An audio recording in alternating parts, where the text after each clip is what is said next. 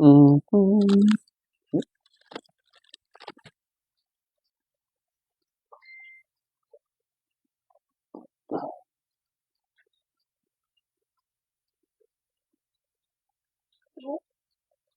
Ouais.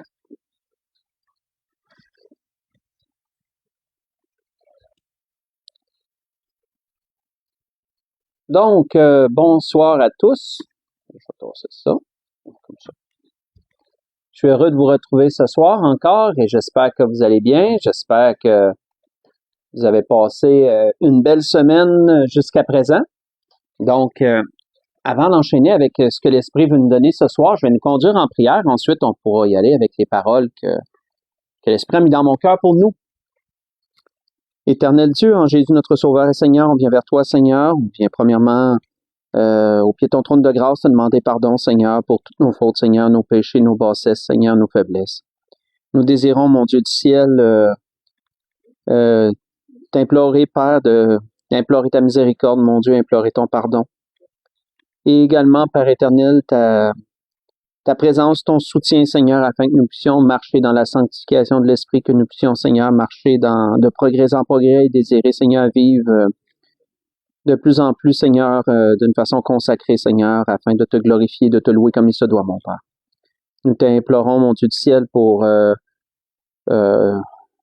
tous nos frères et nos sœurs dans chacun de leurs besoins, Père. Aussi, nous te prions, Seigneur, d'intervenir dans chacune des situations que mes frères et sœurs vivent, d'intervenir dans les combats, dans les détresses, dans les difficultés. Merci, Père, de nous entourer de tes bras d'amour, de nous soutenir dans la maladie, Père, et de nous accorder, Seigneur, de la sagesse dans nos décisions, Seigneur, et de la volonté, Seigneur, mon Dieu, dans nos résolutions. Nous remettons entre tes mains, Père éternel, nos pasteurs, garde-les sous ta main puissante et forte, mon Père. Et accorde-leur, Seigneur, la parole dont ils ont besoin pour les messages, Seigneur, que tu veux donner à tes églises. Nous t'implorons aussi pour tes églises, garde-les sous ta main puissante et forte, Seigneur, et nous t'implorons, Père éternel, de les soutenir, de soutenir tes églises et de diriger toutes choses, Seigneur, afin qu'on puisse se préparer à ton glorieux retour, Seigneur, et lever les yeux au ciel, Seigneur, et être dans l'attente, Seigneur, dans une attente active. Père Saint, entre tes mains, nous remettons notre prière. Nous te louons, nous t'aimons et t'adorons, mon Père, et c'est encore dans le précieux nom béni et saint de Jésus-Christ qu'on te prie. Amen. Donc, pour ce que l'Esprit veut nous donner, je vais vous inviter à tourner dans l'Évangile selon Matthieu, chapitre 10. Évangile selon Matthieu, chapitre 10, on va lire à partir du verset 16. Verset 16 jusqu'au verset 28. Pour introduire le sujet de ce soir. Évangile selon Matthieu, chapitre 10, débutant au verset 16 jusqu'au verset 28.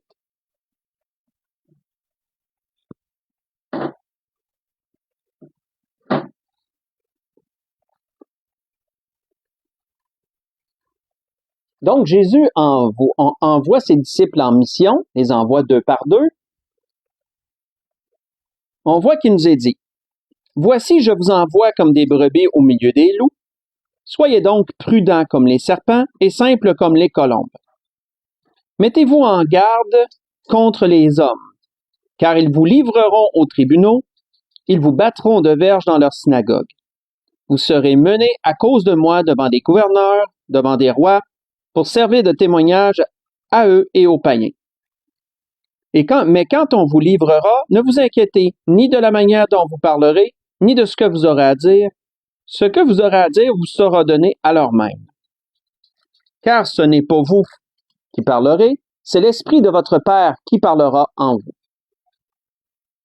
Le frère livrera son frère à la mort et le père son enfant. Les enfants se soulèveront contre leurs parents et les feront mourir. Vous serez haïs de tous à cause de mon nom, mais celui qui persévérera jusqu'à la fin sera sauvé. Quand on vous persécutera dans une ville, fuyez dans une autre. Je vous le dis en vérité, vous n'aurez pas achevé de parcourir les villes d'Israël que le Fils de l'homme sera venu.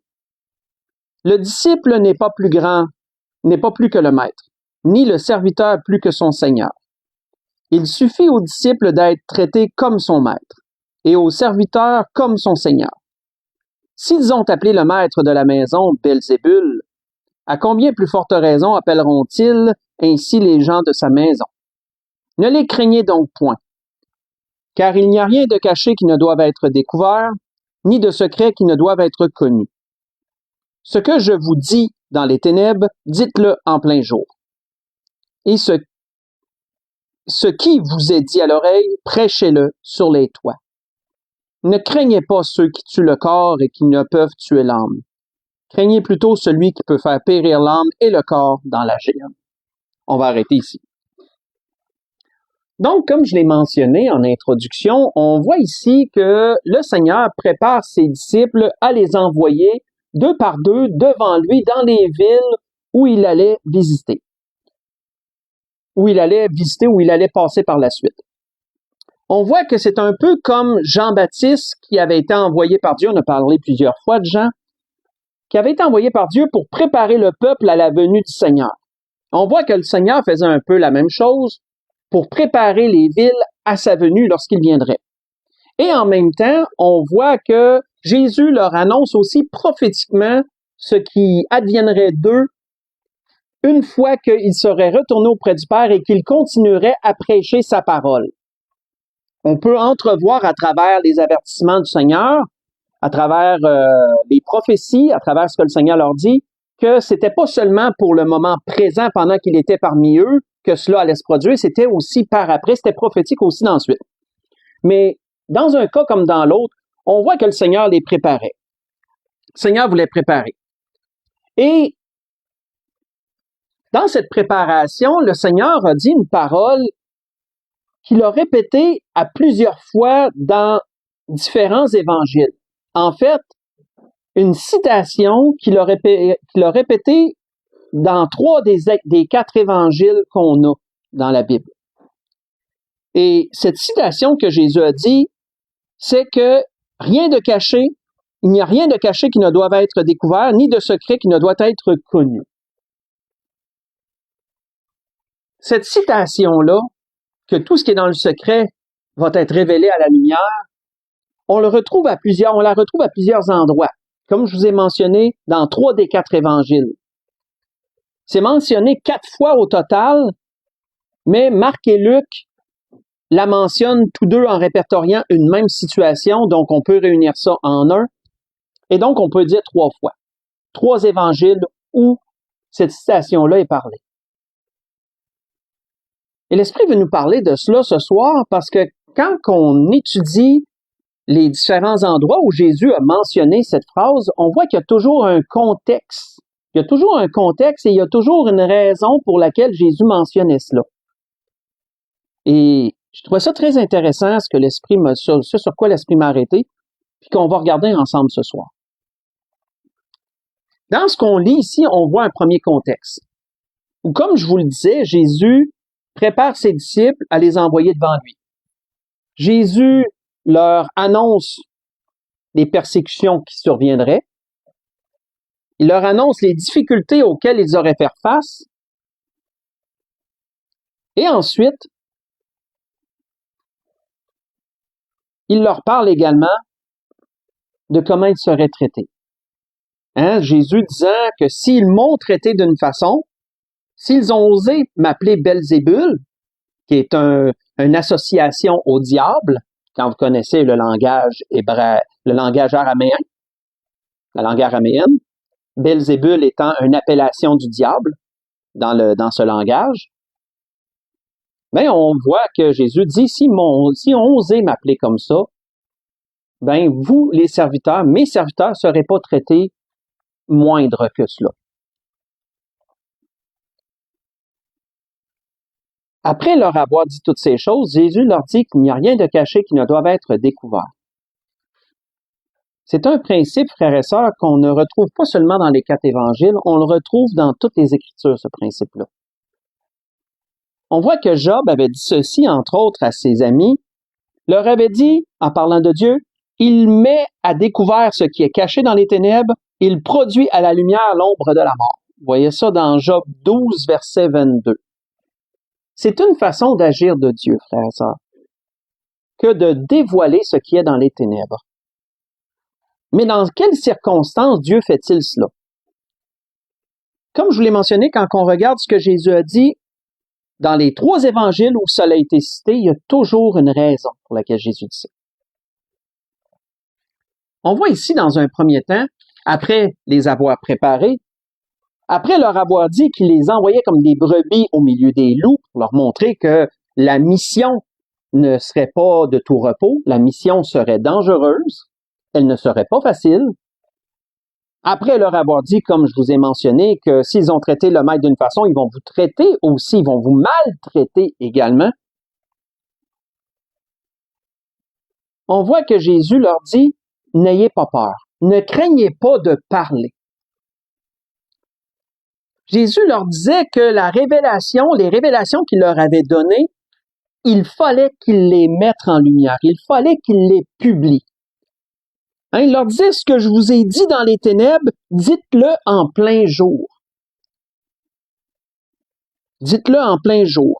Ce que je vous ai dit à l'oreille, prêchez-le sur les toits.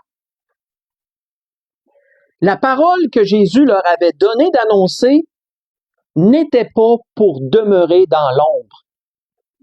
Elle n'était pas pour demeurer dans les ténèbres, qui veut dire dans le secret. Elle devait être proclamée. Le royaume de Dieu devait être annoncé, en d'autres mots.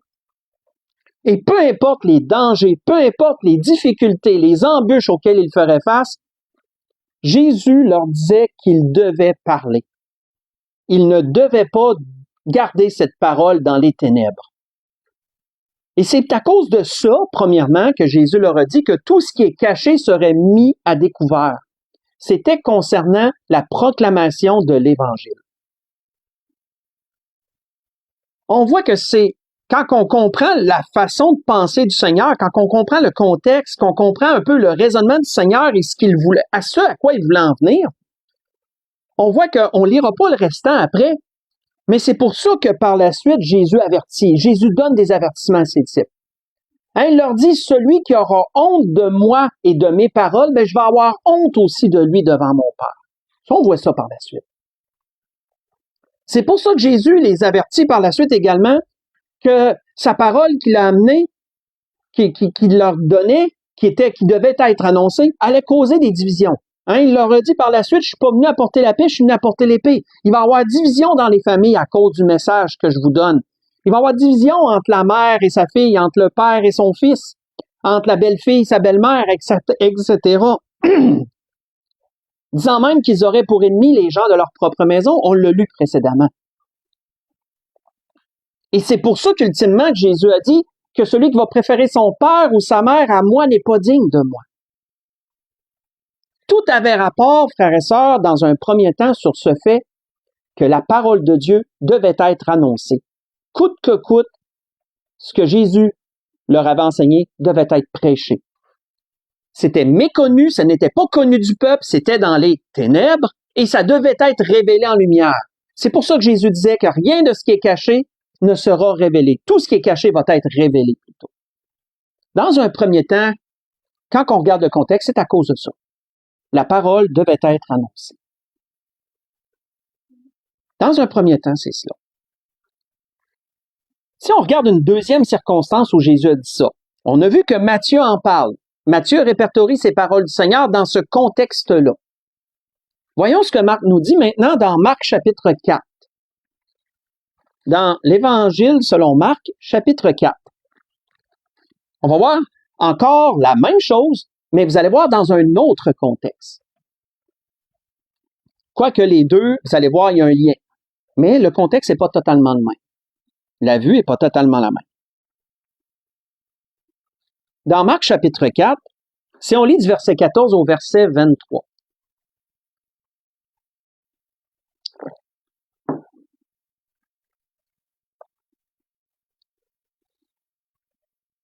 On voit que Jésus dit, « Le semeur sème la parole.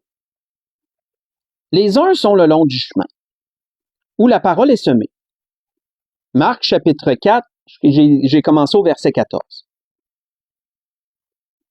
Donc, les uns sont le long du chemin où la parole est semée. Quand ils l'ont entendu, aussitôt Satan vient et enlève la parole qui a été semée en eux. Les autres, pareillement, reçoivent la semence dans les endroits pierreux. Quand ils entendent la parole, ils la reçoivent d'abord avec joie, mais ils n'ont pas de racine en eux-mêmes. Ils croient pour un temps, et dès que survient une tribulation ou une persécution à cause de la parole, ils y trouvent une occasion de chute. D'autres reçoivent la semence parmi les épines. Ce sont ceux qui entendent la parole, mais en qui les soucis du siècle, la séduction des richesses et l'invasion des autres convoitises étouffent la parole et la rendent infructueuse. Excusez-moi. D'autres reçoivent la semence dans la bonne terre. Ce sont ceux qui entendent la parole, qui la reçoivent et qui portent du fruit, 30, 60 et 100 pour 1. Il leur dit encore, apporte-t-on une lampe pour la mettre sous le boisseau ou sous le lit? N'est-ce pas pour la mettre sur le chandelier? Et là, notez qu'est-ce qu'il dit ensuite. Car il n'est rien de caché qui ne doive être découvert, ni rien de secret qui ne doit être mis à jour. Si quelqu'un a des oreilles pour entendre, qu'il entende. On va arrêter ici. Excusez-moi. Donc, dans un premier temps, on voit que Jésus prêche une parabole à tout le peuple. La parabole de la semence. La semence et des terrains. Vous connaissez cette parabole. Par la suite, Jésus dit à ses disciples que pour eux, la parabole serait révélée. Parce que pour eux, les mystères du royaume seraient révélés. Parce que souvenons-nous que pour le peuple, la parole de Dieu, le mystère du royaume, le royaume de Dieu, c'était quelque chose d'inconnu. C'était quelque chose de caché. C'est un mystère. L'apôtre Paul l'appelle le mystère de tous les temps, quelque part dans ses écrits. C'est un mystère que les prophètes avaient essayé de percer à jour, mais que même les prophètes ne comprenaient pas parfaitement. Il fallait que Jésus vienne et il fallait que Jésus l'annonce, ce royaume, et les disciples, lorsqu'ils recevraient l'Esprit de Dieu, allaient comprendre avec clarté ces choses-là. Mais là, ils le découvraient eux-mêmes, Jésus les enseignait. Il leur disait, c'est à vous qui a été donné de connaître les mystères du royaume. Donc, quelque chose de caché. On voit que le Seigneur leur explique la parabole de la semence et des terrains, leur démontrant que lorsque quelqu'un entend les mystères du royaume, qu'il écoute cette parole, qu'il la reçoit, mais cette parole produit un fruit. Cette semence germe, elle pousse et elle porte du fruit. 30, 60 et 100. Autrement dit, en termes simples, on l'a déjà mentionné, mais en termes simples, lorsque quelqu'un entend parler de Jésus comme Sauveur et Seigneur, qui écoute la parole, qui la reçoit et qui l'est sauvé, puisque cette parole germe en lui, qu'il vient au pied de la croix et qu'il accepte Jésus comme son Sauveur et Seigneur, mais cette parole va porter du fruit. Cette personne-là va porter du fruit.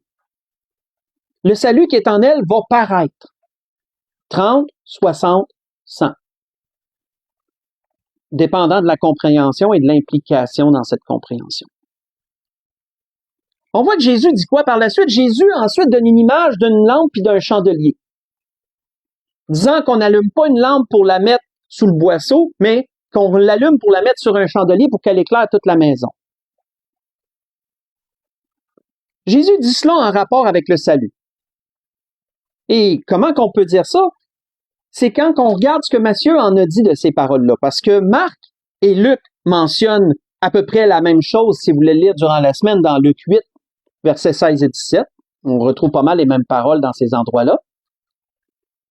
Mais concernant la lampe, Matthieu, lui, donne avec clarté des paroles du Seigneur, avec beaucoup plus d'explications les paroles du Seigneur en ce sens, et on voit que ça se rapporte au salut. Faites juste écouter. Quand Matthieu avait rapporté ces paroles du Seigneur concernant la lampe, qu'est-ce que Jésus avait dit? Jésus avait dit, vous êtes le sel, vous êtes la lumière du monde. Une ville située sur une montagne ne peut être cachée. On n'allume pas une lampe pour la mettre sous le boisseau, mais on la met sur le chandelier, elle éclaire tous ceux qui sont dans la maison. Que votre lumière luise ainsi devant les hommes, afin qu'ils voient vos bonnes œuvres et qu'ils glorifient votre Père qui est dans les cieux. Ce que je vous ai lu, c'est dans Matthieu 5, verset 14 au verset 16. Ce que Jésus a décrit ici se rapporte à la 4e terre, le 4e terrain où la semence est tombée. Quand Jésus parle de la bonne terre où la semence germe et qu'il y a une pousse et qu'elle porte du fruit. Comme vous voyez le lien direct. Et on voit qu'après avoir donné cette image de la lampe et du chandelier, c'est là que Jésus dit qu'il n'y a rien de caché qui ne doit être découvert. Rien de secret qui ne doit être mis à jour. Mais ici, Jésus parlait spécifiquement de la manifestation du salut. Que lorsque quelqu'un est sauvé, ça va paraître qu'il est sauvé. Ça ne peut pas rester caché. Ça doit paraître. Il doit y avoir un fruit qui est démontré.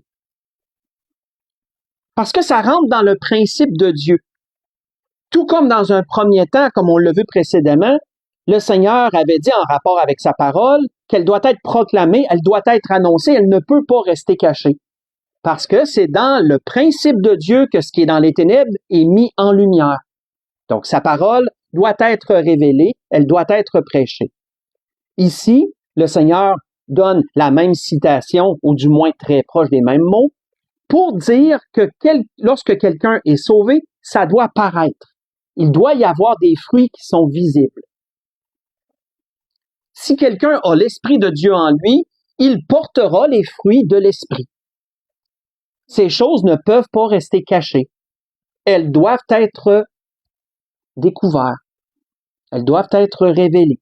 Voyez-vous encore, la raison pour laquelle Jésus dit ça, c'est pour cette raison-là ici. Et comme Jésus avait donné précédemment dans la première situation des avertissements, mais Jésus en donne ici aussi des avertissements. Jésus disait quoi au verset 24? Verset 25 plutôt. Qu'est-ce que Jésus disait au verset 25 de Marc chapitre 4?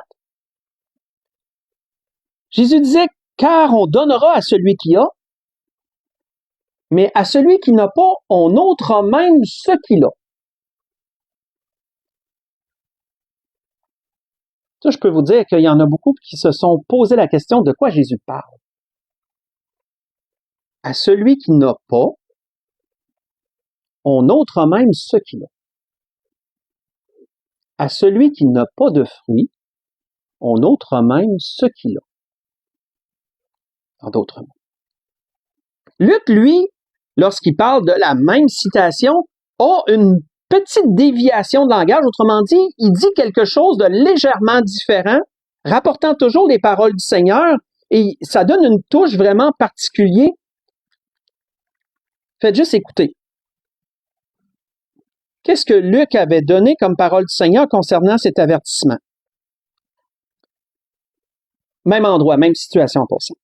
Luc dit, « Prenez donc garde à la manière dont vous écoutez, car on donnera à celui qui a, mais à celui qui n'a pas, on ôtera même ce qu'il croit avoir. » Voyez ça dans Luc 8, verset 18.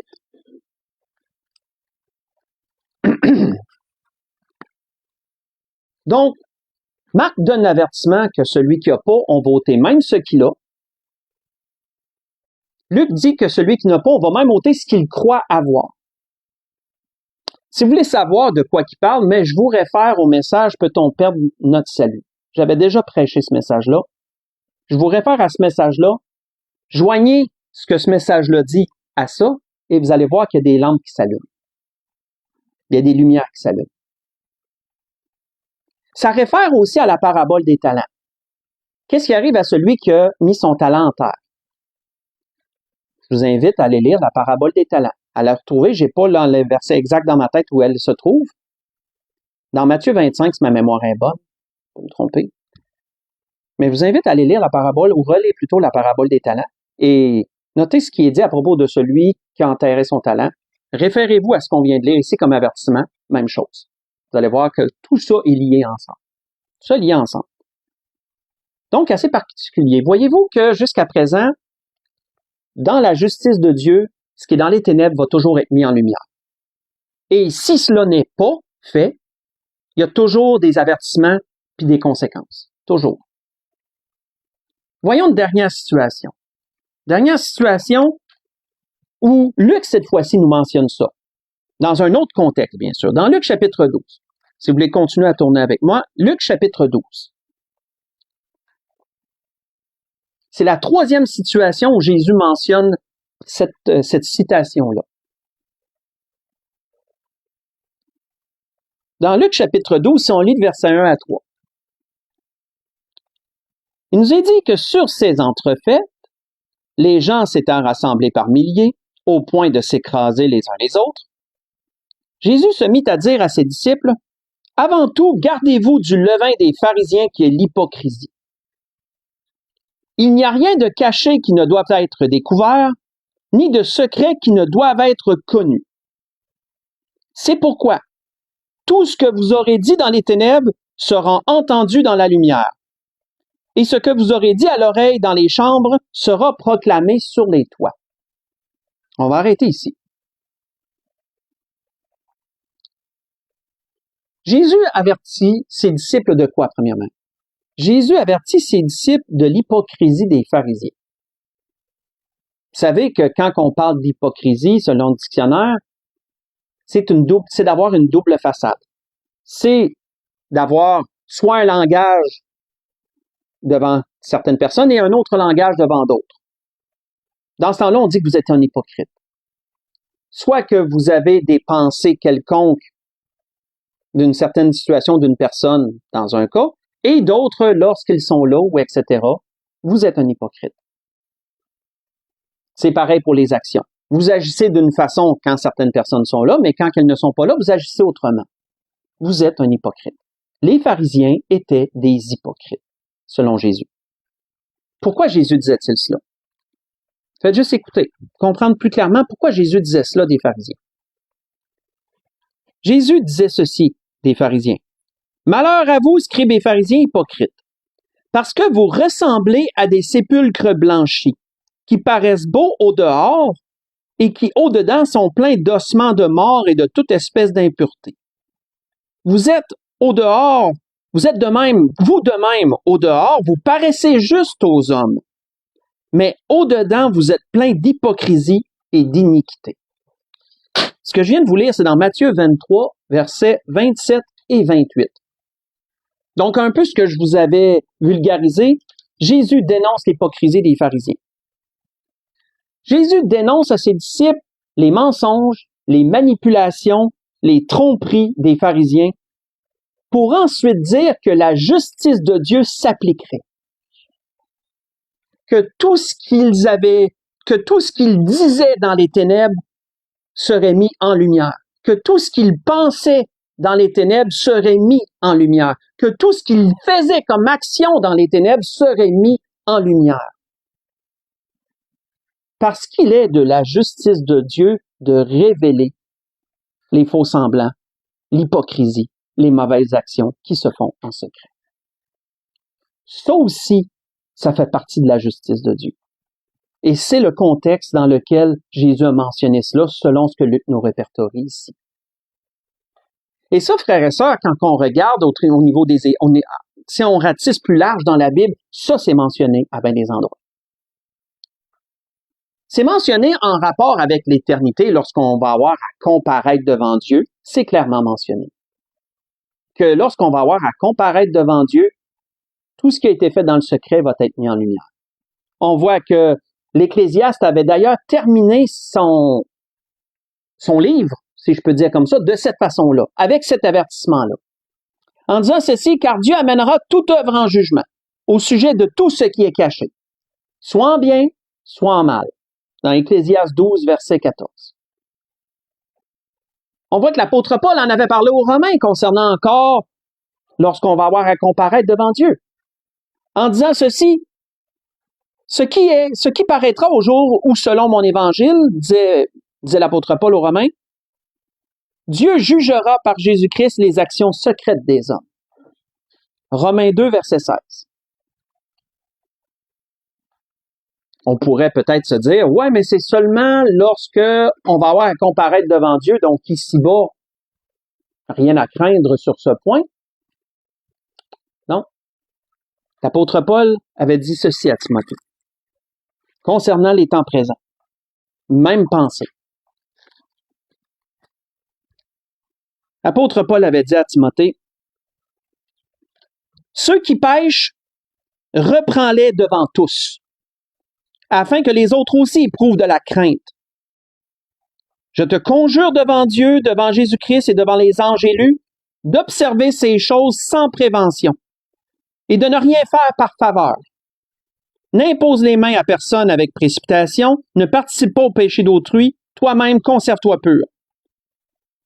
Ensuite, il nous fait un usage, ne continue pas à boire que de l'eau, mais fais usage d'un peu de vin à cause de ton estomac et de tes fréquentes indispositions. Et là, il dit, les péchés de certains hommes sont manifestes, même avant qu'on les juge. Tandis que chez d'autres, ils ne se découvrent que dans la suite. De même, les bonnes œuvres sont manifestes, et celles qui ne le sont pas ne peuvent rester cachées. Ce que je vous ai lu, c'est dans 1 Timothée, chapitre 5. J'ai lu à partir du verset 20. Verset 20 jusqu'au verset 25. Où Jésus, autrement dit, avertissait ses disciples que oui, le secret peut cacher des choses pendant un temps, mais Dieu va toujours un jour ou l'autre mettre fin à ça. Un jour ou l'autre, Dieu va révéler en lumière les choses qui se font en secret. Et ça, c'est présentement ici-bas. Les bonnes actions vont être révélées, mais les mauvaises aussi vont être révélées. Parce qu'il va de la justice de Dieu, comme dans les deux circonstances précédentes, de mettre en lumière ce qui est caché, de révéler ce qui est dans les ténèbres. Et c'était ce que l'Esprit voulait nous dire, frères et sœurs, ce soir dans ces choses. L'Esprit voulait nous parler ce soir de cette citation qu'on a certainement déjà entendue ou qu'on a certainement déjà lue, qu'il n'y a rien de caché qui ne sera pas découvert. Parce que ça fait partie de la justice de Dieu. Pour conclure, on va avoir une parole, un verset, une parole de Daniel, dans Daniel chapitre 2. On va conclure là-dessus, Daniel chapitre 2.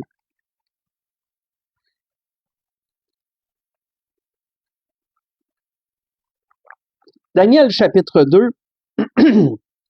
on va lire le verset 22.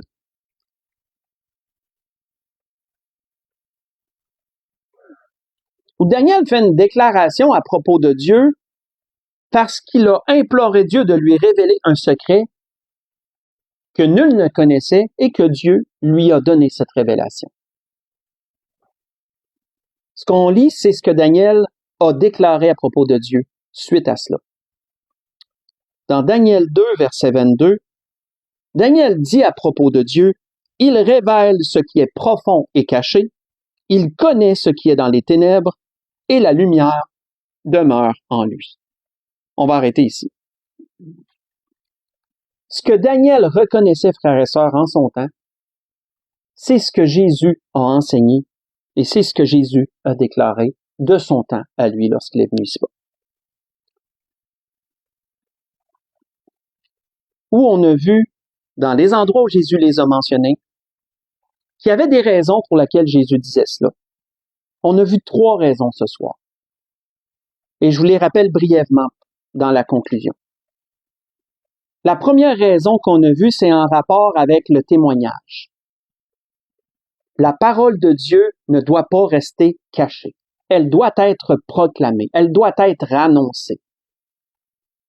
Il est du devoir et de la responsabilité de tous ceux qui reçoivent Jésus comme Sauveur et Seigneur, selon la mesure qu'il leur est donnée, parce qu'on n'a pas toutes les mêmes capacités de parole, mais selon la mesure qu'il leur est donnée, de révéler la parole de Dieu, de la mettre en lumière, de la dire, de l'annoncer, mais de ne pas la garder secrète. Parce que Jésus dit, celui qui va avoir honte de mes paroles, ben lorsque je vais être devant mon Père, je vais avoir honte de lui aussi. Dans un deuxième temps, on a vu que Jésus a encore annoncé, a encore déclaré cette citation-là, mais concernant les œuvres, concernant la manifestation du salut. Jésus disant que la semence qui tombe dans la bonne terre et qui porte du fruit, ça ne peut pas rester caché. Ça doit être manifesté. Une personne sauvée va démontrer qu'elle est sauvée. Des actions vont suivre. Des bonnes œuvres vont être vues. Toujours selon la capacité de chacun, parce que certains vont en produire 30, l'autre 60 et l'autre 100. C'est comme la parabole des talents. Certains en reçoivent 5, font fructifier, certains en reçoivent 2 ou 3 et font fructifier, et certains en reçoivent 1, mais qu'est-ce que tu vas faire avec ça? Vas-tu enterrer ça ou tu vas faire fructifier ça? Encore là, voyez, l'avertissement suit. L'avertissement suivait. Que celui qui est sauvé et qui ne manifeste pas son salut, bien un jour, il va avoir à répondre devant le Seigneur et on pourrait lui enlever, s'il n'y a rien, on pourrait y enlever même ce qu'il y a. Et comme Luc, lui, l'avait répertorié, celui qui n'a pas, on pourrait y enlever même ce qu'il croit avoir. Comme certains croient être sauvés et ne le sont pas. Il y a des illusions un jour qui vont être percées à jour. Certains vont être désillusionnés un jour. Et dans la troisième circonstance, ben là, on a vu l'hypocrisie. On a vu la personne qui fait semblant, la personne qui donne une façade, mais qui par en arrière n'est pas pareille. Et on a vu que dans ces cas-là aussi, la justice de Dieu va se révéler dans ces choses-là. Et l'avertissement était que tout sera mis en lumière et ta honte, ben, tu vas devoir la gérer par après. C'était ce que l'Esprit voulait nous dire dans toutes ces choses. On a vu ces trois circonstances. On a vu comment Jésus, pourquoi il a dit ça dans chaque circonstance. C'était ce que l'Esprit voulait nous révéler ce soir dans toutes ces choses. Donc, soyons respectueux envers Dieu. Craignons Dieu, observons ses commandements et prenons garde de toujours être transparent devant Dieu. Comme il a été mentionné dimanche passé.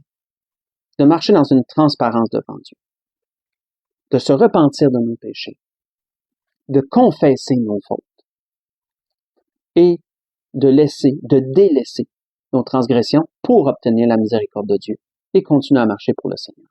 C'était ce que l'Esprit voulait nous dire. Et donc, je voudrais sur cela vous souhaiter à tous et à toutes un bon restant de soirée, un bon restant de semaine. Que le Seigneur vous bénisse, qu'il vous dirige dans tous vos besoins et on va se voir dimanche. Soyez bénis, bonne fin de soirée.